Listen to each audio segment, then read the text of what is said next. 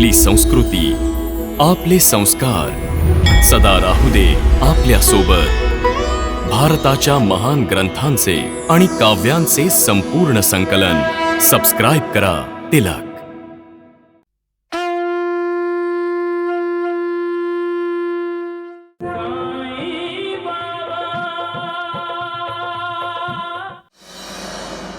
मंगेश, मंगेश, मंगेश, माझ्या बाळा, आता काळजी करायची अजिबात गरज नाहीये. मी आत्ताच साईबाबांना भेटून आलीये. तू बरा होशील माझ्या बाळा, तू बरा होशील. माहितीये का ते काय म्हणाले? ते म्हणाले की लग्नाची तयारी करा. हा, तू एकदम बरा होशील माझ्या बाळा. अहो बरा तर होईलच कृष्णामाई, 100% बरा होईल तो. बरोबर. आमच्या वैद्यभुवांचं औषध घेताच तुमचा मंगेश धावेल, पळेल, उड्या मारू लागेल आणि बोलेल सुद्धा. वैद्यभुवांच्या हातात जादू आहे, जादू. वैद्यभुवांनी आजपर्यंत ज्याची नाडी पाहिलीये त्याला बरं करून टाकलंय. आणि तो साई तर नाटक करतो, नाटक. कृष्णामाई, तुम्ही काळजी करू नका. मी आहे ना. अरे नालायक मूर्खा. चल चल हो बाजूला. मूर्ख कुठला, हे पकड. सत्यानाश झाला तुझा. मूर्ख आहे. मंगेश, काळजी करू नको. हा, राम राम. धोंड्या, ती काया कंचन तेलाची बाटली आहे ना, ती दे. हो, आणि ती चूर्णाची पुडीही दे. हा, लवकर दे मूर्खा. दे दे. सकाळ, दुपार, संध्याकाळ आणि रात्र, दिवसातनं 4 वेळा हे त्याच्या अंगाला लावा, कळलं? आणि ह्या वनस्पतीचा रस काढून दिवसातून 2दा त्याला पाजा. मग काय तुम्ही पाहाच लग्नाच्या आधी कसा बरा होतो ते. राम राम राम.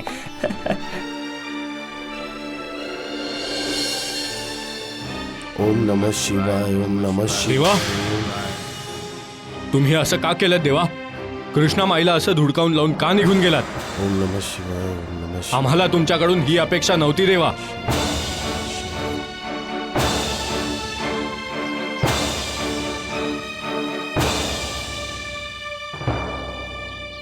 बाबा, तुम्ही तुमच्या कृपेने कितीतरी अपंगांना नवजीवन दिलंय.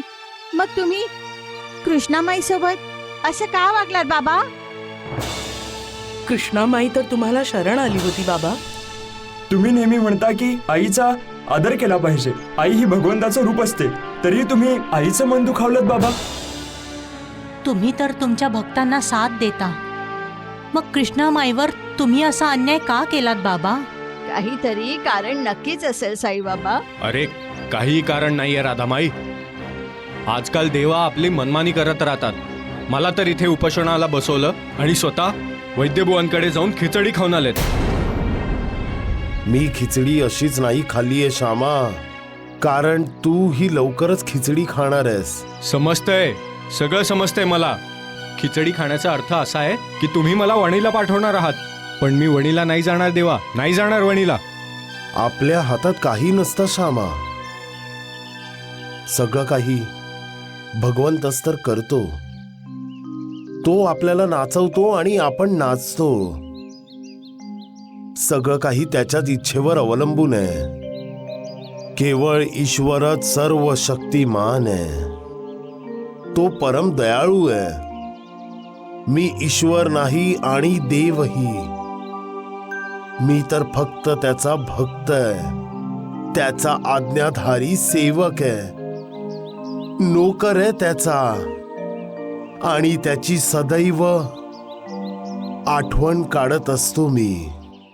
श्यामा, जो आपला अहंकाराचा त्याग करून त्याचा कृतज्ञ राहतो, त्याच्यावर श्रद्धा आणि विश्वास ठेवतो, त्याची सगळी दुःख दूर होतील, त्यांचा उद्धार होतो. सखुबाई, लक्ष्मीची आई, नूरताई, मी कधीही कुणाच्या प्रारब्धात हस्तक्षेप करत नाही. माणूस आपलं प्रारब्ध स्वतःच बनवतो. तरीही एखाद्याच्या आयुष्यात काही उतार चढाव आला तर सगळे मला जबाबदार ठरवतात. खरं तर मी काही करतच नाही. करणारा तर तो आहे, तो वर बसलेला. पण सगळेच माझ्यावर आळ घेतात, जसं आता तुम्हा सर्वांनी केलं. एकदा 2 आया माझ्याकडे आल्या. दोघींचंही आपापल्या मुलांवर खूप प्रेम असतं. एकीनं मला विनंती केली तर दुसरी माझ्यावर नाराज झाली आणि रागात तिने मला ढोंगी पाखंडी सुद्धा म्हटलं. पण मी काय केलं होतं? काहीच नाही. तरीही आपापल्या मुलांच्या परिस्थितीला त्या दोघी मला जबाबदार धरतात. एकीचा मुलगा पैसा मागे धावतो, पैशाला देव मानतो आणि पैसे चोरीला गेले तर वेड्यासारखा झाला तर मग ह्यात माझा काय दोष आहे श्यामा? कृष्णामाईच्या मुलाला पक्षाघात झालाय तर त्यालाही मी जबाबदार आहे का? नाही श्यामा, नाही. प्रत्येक जण आपापल्या कर्माचे भोग भोगत असतो आणि कुणालाही त्यातून सुटका नाही मिळत. आपल्या करणीची शिक्षा प्रत्येक जण भोगत असतो श्यामा. तर मग ज्याला तुम्ही साईबाबा म्हणतात त्याला दोष का देता तुम्ही? मंगेशने असं काय केलं होतं बाबा? त्याने त्याच्या देवाला लाथ मारली होती. काय? हो नूरताई, हो. मंगेश दारुडा आहे आणि दारूच्या नशेत त्याने त्याच्या आईला, कृष्णामाईला लाथ मारली आणि म्हणून देवाने त्याला शिक्षा दिली. श्यामा, माझा भक्त भले कुठेही असो, माझ्या जवळ असो की 7 समुद्रा पलीकडे, तो जे काही करतो ते मला समजतं. मी सगळं पाहतो. जेव्हा कुणी वाईट वागतं तेव्हा मला वाईट वाटतं. जेव्हा कुणी पाप करतो तेव्हा मी व्यथित होतो. जेव्हा कुणी आपल्या हातांनी आपल्या उद्धाराचे दरवाजे बंद करतं तेव्हा मी बेचैन होतो. आणि जेव्हा कुणी स्वतःच्या परिस्थितीसाठी देवाला दोष देतो, देवावर रागवतो, तेव्हा मी त्याच्यासाठी देवाकडून करुणा मागतो आणि देवाकडे प्रार्थना करत हे म्हणतो की देवा, त्याच्यावर दया कर. परंतु जेव्हा कुणी आपल्या आई वडिलांवर हात उचलतो तेव्हा मीही काही करू शकत नाही. तो भगवंत माझा पण काही ऐकत नाही. माझ्यासाठी आपले दरवाजे बंद करतो आणि मला रागाने बोलायला सुरुवात करतो. मोठ्यांचा अनादर करणाऱ्यांना तो माफ करत नाही श्यामा.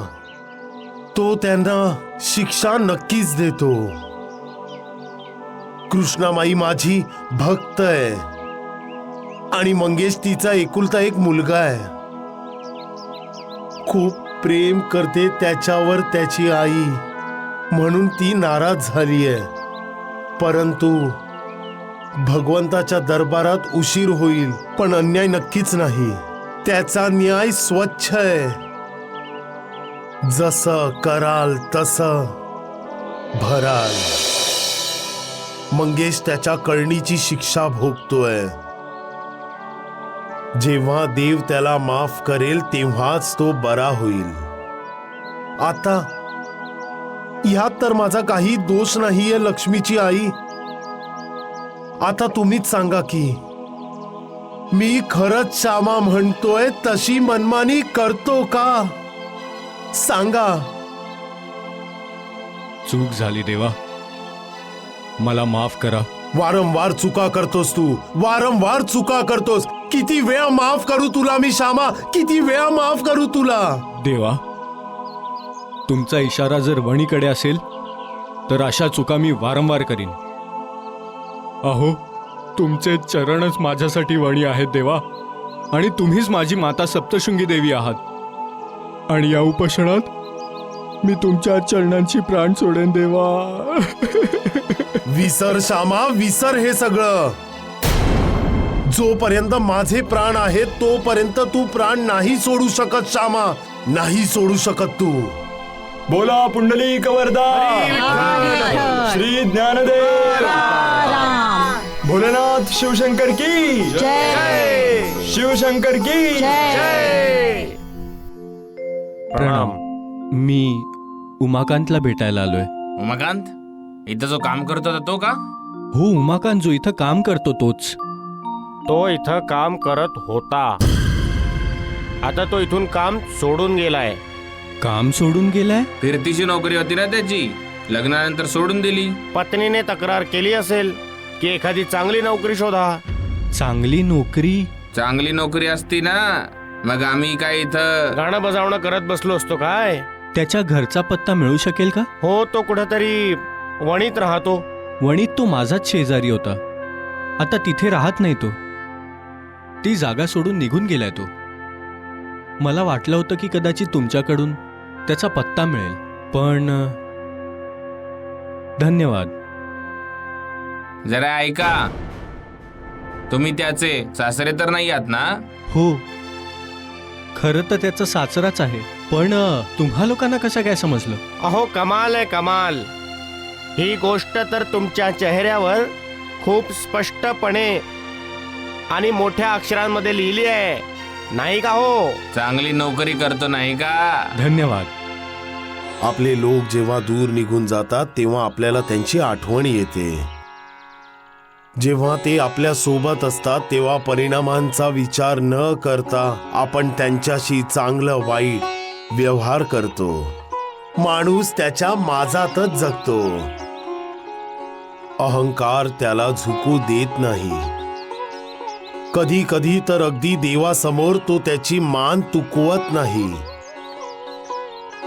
माणूस जेव्हा मी जे करतो तेच होतं आणि मला जे हवं तेच होईल असे समजून वागतो तेव्हा त्याच्या हाती पश्चात्तापाशिवाय काही लागत नाही.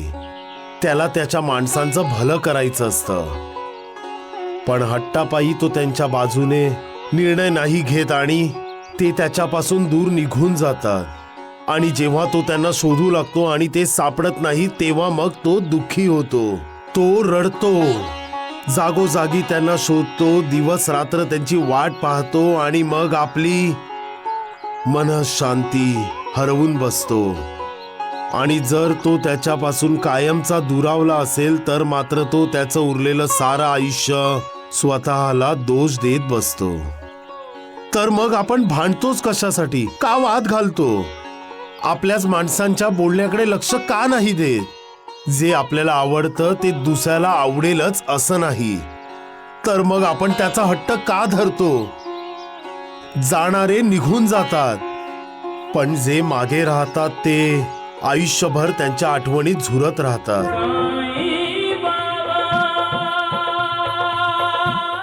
बाबा बाबा बाबा बाबा. अरे, इतकं खुश होण्यासारखं कुणाचं पत्र आलंय? तू सांग आई, कोणाचं पत्र असेल? तुझ्या ताईचं तर नाहीये. तुम्ही कसं ओळखलं? म्हणजे खरंच सुकन्याचं पत्र आहे? माझी मुलगी सुकन्याचं पत्र आहे गोपी. हो बाबा, ताईनेच पत्र पाठवलंय. ऐकलंस का तू उषा? सुकन्या बेटीचं पत्र आलंय. देवावर आस्था ठेवणारा, ईश्वरावर श्रद्धा बाळगणारा, विश्वास ठेवणारा माणूस जेव्हा असा विचार करायला लागतो की त्याच्यासाठी सारे दरवाजे बंद केले गेले तेव्हा त्याला साक्षात्कार होतो की देवाने त्याच्यासाठी आणखी एक दरवाजा उघडलाय. गोपी, हे पत्र मला दे बघू. आहा, आधी मी वाचणार. मग मोठ्याने वाच, म्हणजे आम्हीही ऐकू. हो. तीर्थरूप बाबा आणि आई, सुकन्याचे तुम्हाला शत शत प्रणाम. मी पत्र पाठवले म्हणून रागावू नका. तुम्हाला न सांगता मी आश्रमात निघून गेले होते आणि तुमच्या इच्छेविरुद्ध मी उमाकांत सोबत लग्न केलं. मला माहित आहे की तुमच्या माझ्यावर राग आहे, तुम्ही नाराज आहात माझ्यावर. नाही बेटी, मी नाराज नाहीये तुझ्यावर. हो, थोडं रागवलोय मात्र, पण तुझ्यावर नाही. तर स्वतःवर. पुढे वाच. तरीही मला तुमच्याकडून आशीर्वाद हवेत, माझ्यासाठी आणि उमाकांसाठीही, आणि आमच्या संसारासाठी आणि कुटुंबासाठीही. आई, बाबा, आम्हाला आशीर्वाद द्याल ना तुम्ही? मी सुकन्याला किती त्रास दिलाय, तरीही ती मला आईचा मान देते. आमचा आशीर्वाद सदैव तुझ्या पाठीशी आहे बेटी. आता एवढ्यातच मी आणि उमाकांत शिवबाबांच्या दर्शनासाठी गेलो होतो.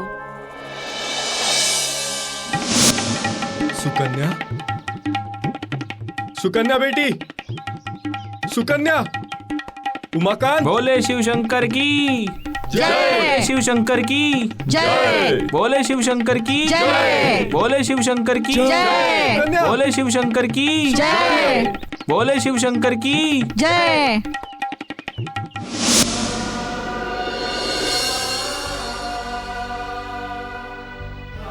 मी शिवबाबांकडे माझ्या भाऊ गोपीसाठी आशीर्वाद मागितले. मी मागितलं की माझा भाऊ गोपीने असं काहीतरी करावं की ज्याने आई वडिलांबरोबरच माझी आणि उमाकांतची मान गर्वाने उंच होईल. तुमची आशीर्वादाची अपेक्षा करणारी तुमची मुलगी सुकन्या.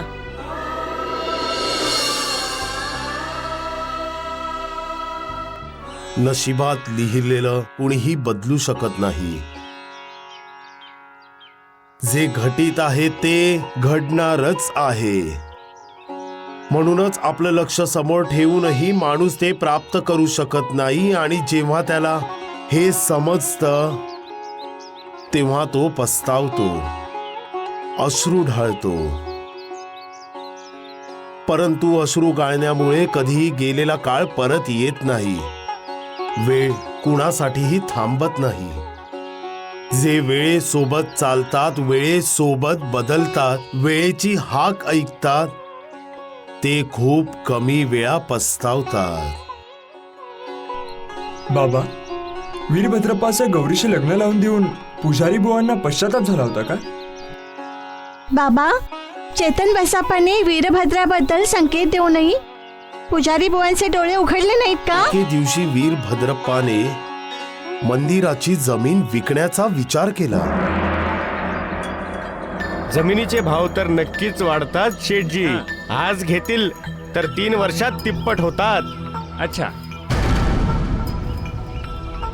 अशी जमीन गावात दुसऱ्या कुणाकडेही नाही आहे शेठजी. तर समज वीरभद्रप्पा की मी तुझी जमीन विकत घेतली. आता जरा व्यवहाराचं बोलू. भाव सांग. भाव हा कसा काय सांगू शकतो शेठजी? जमिनीचा मालक वीरभद्रप्पा नाहीये. काय? आणि जरी तुम्ही वीरभद्रप्पाकडून ही जमीन घेतली तरी तुम्ही जमिनीचे मालक नाही होणार. याचा अर्थ हा वीरभद्रप्पा माझ्याशी दगा करतोय. दगा देणं त्याची प्रवृत्ती आहे शेठजी. हे चेतन बसाप्पा, शेठजी तुम्ही ह्याचं काहीही ऐकू नका. ही जमीन माझीच आहे, माझ्या पत्नी गौरीची आहे. म्हणजे तुझी नाही आहे ना? हे पहा, मी ह्या सगळ्या भानगडीमध्ये नाही पडणार. मी निघतो. नमस्कार. शेठजी. चेतन बसाप्पा, माहित नाही तुझ्यासाठी माझ्या मनात खूप द्वेष का आहे. मला नेहमी असं वाटतं की तू खूप धोकेबाज आहेस, विश्वासघाती आहेस. मी तुझा जीव घेईन चेतन बसाप्पा. तुझे घाणेरडे हेतू पूर्ण होऊ नयेत म्हणून मी माझे प्राण देखील पणाला लावेन. सापच निघालास तू शेव. ज्यांनी दूध पाजलं त्यांनाच डसलास.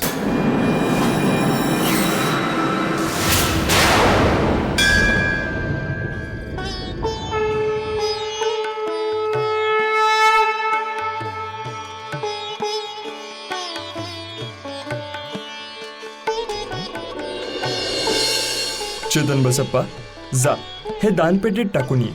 हो. पुजारी बाबा, तुम्ही मंदिराची जमीन विकायला का काढलीये? नाहीतर तुला कोण म्हणालं की मला जमीन विकायची आहे म्हणून? हा तुमचा जावई शेठ दीनानाथला जमीन दाखवत होता. चेतन बसप्पा, तुला नक्की काहीतरी गैरसमज झालाय. शेठजींचा तर नसेल झाला ना? जर मी वेळेवर आलो नसतो तर तुझ्या या पतिराजांनी त्या शेटजींकडून 2-4 हजार रुपये लुबाडले असते.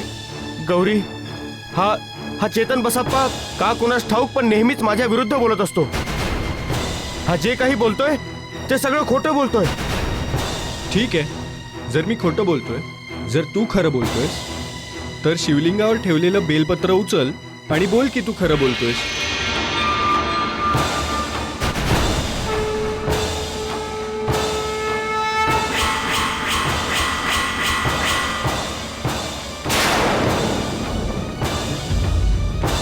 वैराची ठिणगी कधी आगीत बदलते हे माणसाला समजत नाही. तीच आग मग माणसाच्या आनंदाला आग लावून त्याला दुःखी करून टाकते.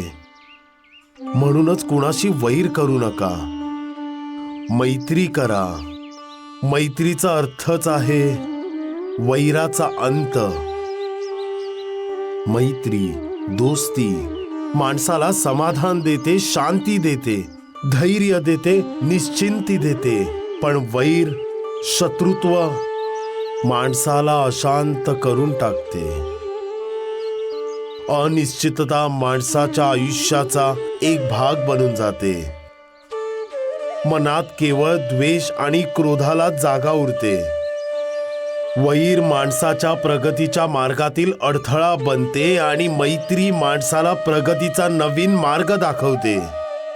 वैरामध्ये एकमेकांवर हात उगारले जातात आणि मैत्रीत एकमेकांच्या गळ्यात गळे घातले जातात. मैत्रीला जर आशीर्वाद म्हटलं तर वैर शाप आहे. देव म्हणतो की प्रत्येकाने बंधू भावाने राहावं, एकमेकांशी मैत्री करावी, शांततेचा प्रसार करावा. म्हणूनच मैत्री करणं म्हणजे देवाचा आशीर्वाद मिळवणं आणि वैर करण्याचा अर्थ म्हणजे ईश्वरापासून दूर होणं. एका पुजाऱ्याचा जावई होता वीरभद्रप्पा आणि एक शंकराचा सेवक होता चेतन बसप्पा.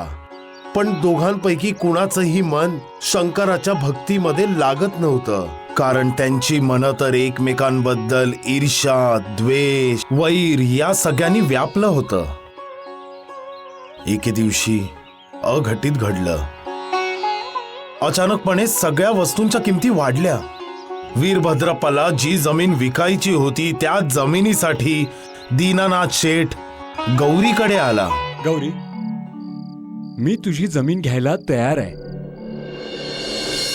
तुम्ही बाबांशी बोला शेठजी. पुजारी बुवा, इकडचं तिकडचं न बोलता सरळ मुद्द्यावर येऊया.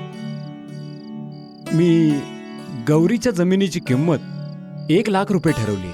1 लाख? आणि दुसरी गोष्ट, मी 1 लाख रुपये एकाच वेळेने देऊ शकणार, म्हणून 50,000 रुपये रोख देईन आणि बाकीचे 50,000 रुपये 2,000 रुपये दरवर्षीप्रमाणे चुकते करीन.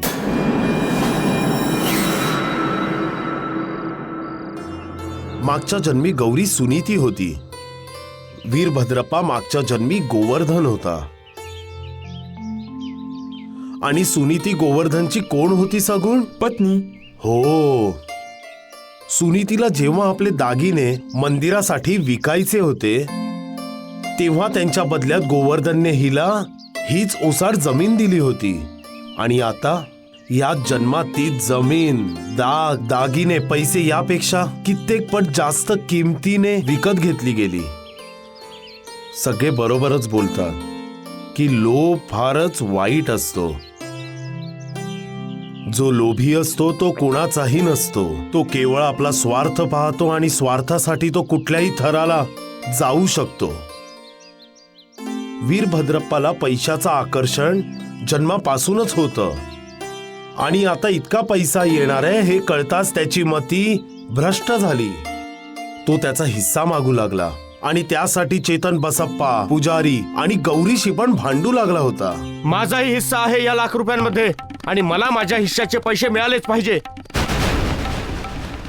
आता तुम्ही शांत व्हा बरं. शांत कसा होऊ? असं समजू नकोस की मी माझा हिस्सा सोडून देईन. मला दगा देण्याचा प्रयत्न केला तर मी कुणालाही सोडणार नाही. पण तुला हिस्सा का? कशासाठी? जमिनीशी संबंध काय तुझा? सांगू संबंध? पण तुझा माझा संबंध तर आहे ना, वैराचा. मी सांगतो आता तुला ह्या संबंधाचा परिणाम. मला प्रश्न विचारतोस? थांब, तुला सांगतोच.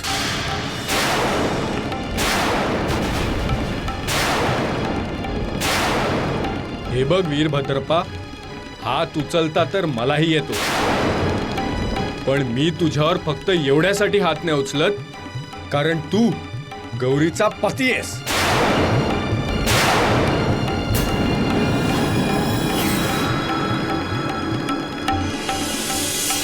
पुजारी बुवा, ती जमीन देवाची आहे आणि ती तुम्हाला सोपवली गेली होती, परंतु तिची मालकीण तुमची मुलगी गौरी आहे. जमीन विकून जे काही पैसे येतील त्यावर फक्त गौरीचा अधिकार आहे, आणखी कोणाचाही नाही. तिचा पती वीरभद्रप्पाचाही नाही. म्हणून गौरीला जसं वाटेल तसे ती पैसे खर्च करू शकते, वाटू शकते, किंवा तिच्या मनाला वाटेल तसं करू शकते. समजलास का वीरभद्रप्पा?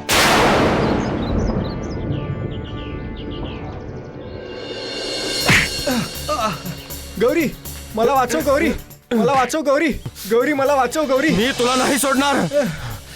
गौरी, गौरी, गौरी मला वाचव गौरी, नाहीतर हा राक्षस मला मारून टाकेल. आता तुला कुणीही वाचवू शकणार नाही. आज मी तुझा अंत करेन. तू मध्ये नको पडूस गौरी. काठी फेकून द्या. मी सांगते की काठी फेकून द्या. हे विसरू नकोस गौरी की मी तुझा पती आहे. म्हणूनच तर तुम्हाला समजावतीये, नाहीतर आतापर्यंत पोलिसांच्या ताब्यात दिलं असतं. गौरी,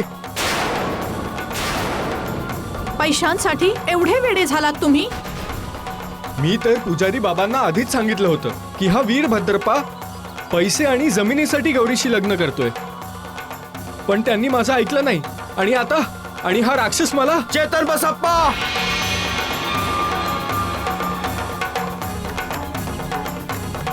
गौरी, माझ्याकडे ना जमीन आहे न पैसा, पण मग हा माझ्या मागे का लागलाय?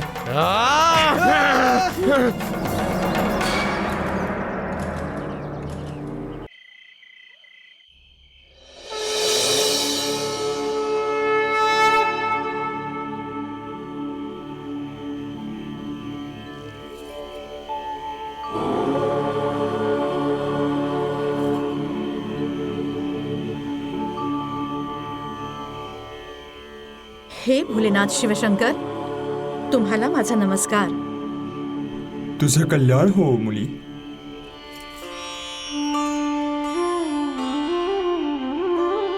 हे महादेव, जमीन, जुमला, धन मनुष्याला समृद्ध तर नक्कीच करतात, परंतु ह्यांच्यामुळे माणसं एकमेकांचा शत्रू सुद्धा बनतात. धन, संपत्ती ह्यामुळे माणूस आपल्या मनशांतीसोबतच त्याचं मानसिक संतुलन देखील हरवून बसतो. तू खरं बोलतीयस मुली, परंतु जे स्वार्थी आहेत, आदताई आहेत, त्यांचीच मनशांती हरवते. हे आशुतोष, मंदिराच्या जमिनीमुळे आमच्या घरात असंतोष पसरतोय. माझ्या पतींची नियत साफ नाहीये, त्यामुळे मी खूप चिंतेत आहे. आता तुम्हीच मला मार्ग दाखवा प्रभू. मुली, जमीन विकून जे धन प्राप्त झालंय ते केवळ तुझं आहे, आणखी कुणाचंही नाही. त्यात कुणाचाही काहीही हिस्सा नाहीये, आणि तुला ह्यातून कुणालाही काहीही देण्याची, आणि जर तुला यातील काही धन मंदिरासाठी खर्च करायचं असेल तर चेतन बसप्पाशी चर्चा करून घे. आणि तुला आणखी कुठल्याही कार्यात खर्च करण्याची इच्छा असेल तर बाबांचा सल्ला घे. जशी आपली आज्ञा शिवशंकर. तथास्तु.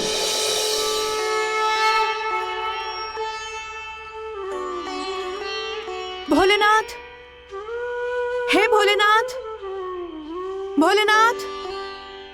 वीरभद्रप्पा आणि चेतन बसप्पा मधलं वैर वाढत चाललं होतं. जमिनीचा पैसा मिळत नव्हता म्हणून गौरी आणि वीरभद्रप्पा मध्ये खटके उडू लागले होते. मी माझा हिस्सा घेऊनच शांत बसेन, लक्षात ठेव. बस, खूप झालं. जेव्हा पाहावं तेव्हा पैसा पैसा करत असता. एक दमडा सुद्धा नाही मिळणार तुम्हाला, लक्षात ठेवा. असं कसं नाही मिळणार? मी माझा हिस्सा घेणारच. पुजारी वैतागला होता. त्याला चेतन बसप्पाचं बोलणं आठवू लागलं आणि तो आपल्या मुलीचं लग्न वीरभद्रप्पा बरोबर केल्यामुळे पस्तावू लागला. बहुतेक तुम्ही नीट विचार केलेला दिसत नाही पुजारी बाबा. वीरभद्रप्पा सारख्या मवाल्याशी तुम्ही गौरीचं लग्न कसं करू शकता? तो मवाली आहे, बदमाश आहे, पाप आहे त्याच्या मनात. त्याची नजर गौरीवर नाही तर मंदिराच्या दक्षिणेवर आहे. एके दिवशी गौरी मला रस्त्यात भेटली.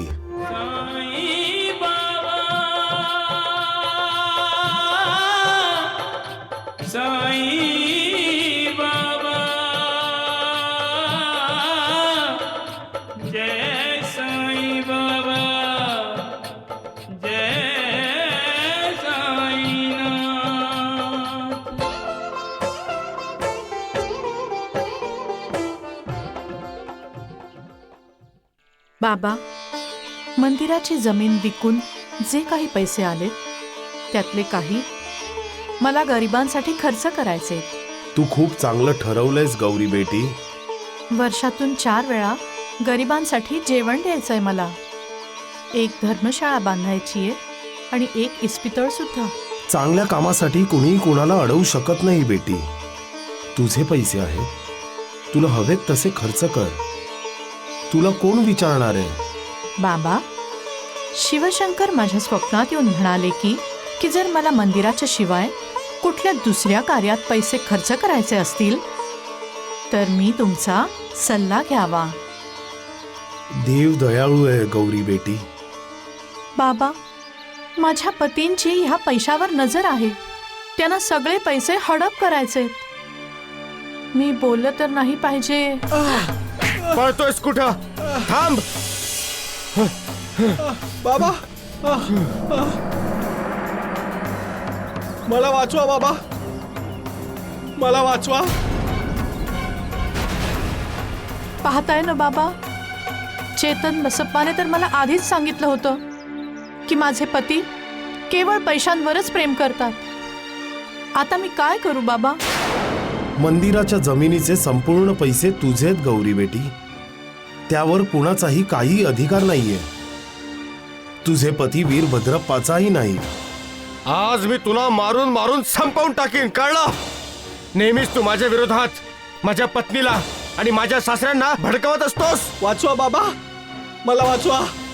गौरी बेटी, जमिनीचे पैसे तू ठेव, पण त्यावर जे व्याज येईल त्यातली अर्धी रक्कम चेतन बसप्पाला दे.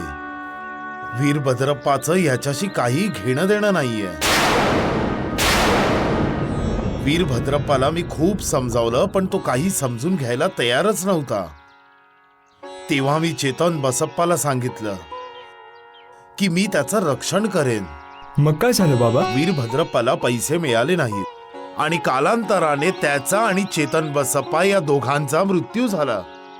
या जन्मात वीरभद्रप्पा साप झाला आणि चेतन बसप्पा बेडूक.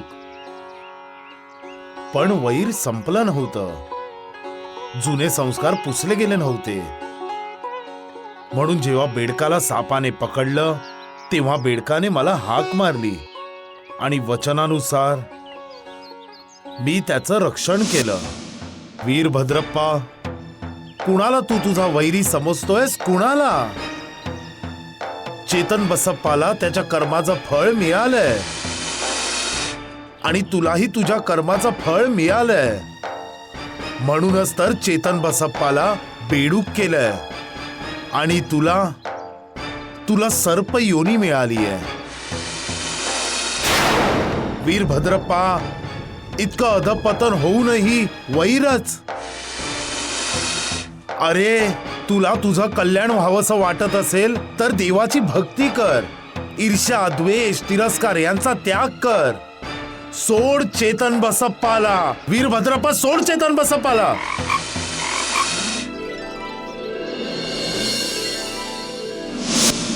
गोष्ट संपली. नाही बाबा, गोष्ट तर आता कुठं सुरू झाली आहे.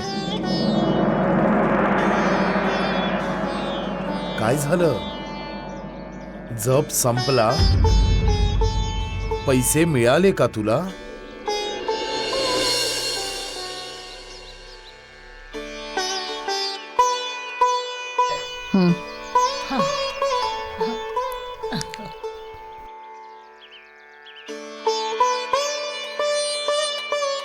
ओम नमः शिवायचा जप करून मला अद्भुत मनशांतीचा लाभ झालाय, जी कुठल्याही धनलाभापेक्षा श्रेष्ठ आहे. आता माझं मानसिक संतुलन ठीक झालंय बाबा. आता मला पैशांचा लोभ नाही राहिला. तुमचं ऐकून मी इथंच मंदिरात बसून देवासमोर त्याच्या नावाचा जप करू लागलो. हळूहळू मन शांत होऊ लागलं बाबा. ईश्वराचं नाव, त्याचं स्मरण आणि त्याच्या निकटतेच्या अनुभवाचा आनंद मला प्राप्त झाला बाबा. जेव्हा मन शांत होतं तेव्हा ईश्वर आपल्या सर्वात जवळ असतो, हे मला समजलंय बाबा. ईश्वर जवळ असणं हेच जगातल्या सर्व सुखांना मिळवण्यासारखं आहे. मग मी पैशांच्या मागे का धावू बाबा? पैसा तर एक मोह आहे, पैसा देव नाहीये. असा साक्षात्कार मला तुमच्यामुळेच झालाय बाबा. त्या निर्मोहीचा मोह होणं हीच सर्वात भाग्यशाली घटना आहे.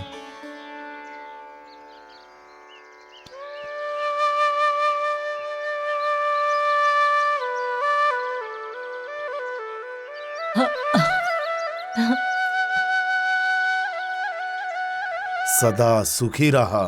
श्री सच्चिदानंद सद्गुरु श्री साईनाथ महाराज की जय. साईनाथ महाराज की जय. एक वरदा. हरी विठ्ठल. श्री ज्ञानदेव तुकाराम. नाथ शिवशंकर की जय.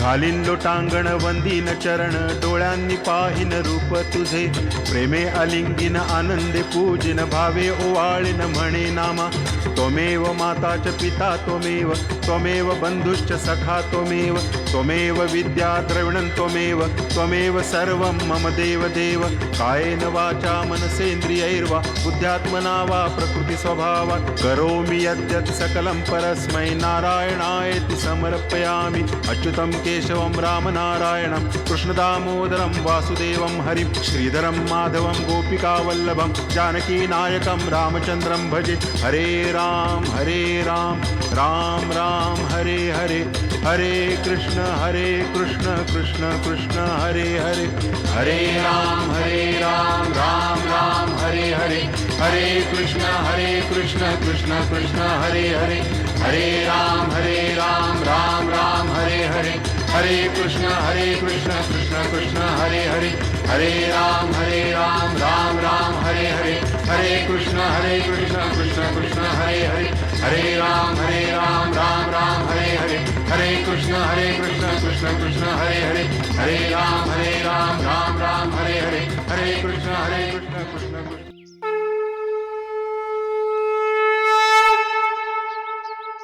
बाबा,